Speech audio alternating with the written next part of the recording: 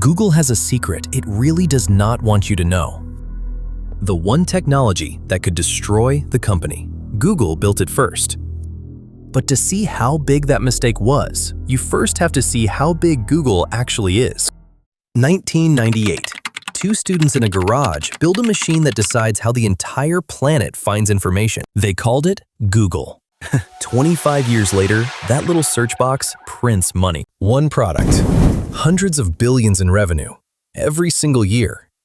By 2015, that throne passes to one man, a quiet, soft-spoken engineer named Sundar Pichai. He now runs the most powerful business on Earth, and for years, nothing can touch it. An empire this big does not fall, right? Here's the part that keeps Google executives awake at night. In 2017, a small team of Google researchers published a paper. It introduced something called the transformer. It became the breakthrough that powered the entire AI revolution. That letter T in ChatGPT, it stands for transformer. Google's transformer. Google had the technology to build ChatGPT years before ChatGPT existed. So why didn't they? It was not money. It was not talent. It was the one thing a giant can never say out loud. Google had too much to lose. A wrong answer from a tiny startup is a curiosity. A wrong answer from Google is a global headline. So the company that invented the future decided to wait. A man named Sam Altman did not. November 2022. OpenAI releases ChatGPT to the public. 1 million users in 5 days. 100 million in 2 months. The fastest growing product in the history of the internet. Inside Google, the alarm goes off, literally. Sundar Pichai declares a company-wide code red. Teams across the company are pulled off their work and thrown at one threat. The founders, Larry Page and Sergey Brin, are called back in after years away. The men who built the empire return to defend it. Google rushes out its answer.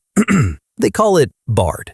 And in its very first public demo, Bard gets the answer wrong. A simple question about a space telescope in front of the entire world. In a single day, Google loses $100 billion in value. The giant did not just stumble. It fell in public. So was Sundar too cautious? Or was waiting the smart move all along? Drop your answer below, because what happened next flips the whole story. Here's what most people get completely wrong. Google is not dead. Not even close. It still owns search, your phone, your email, your maps, your browser. Billions of people, every single day. Google regrouped. Bard became Gemini. And Gemini got genuinely good. So good that by late 2025, the entire story had flipped. Sam Altman, the man who started all of this, declared a code red of his own. 3 years after Google panicked over him. Now he was panicking over Google.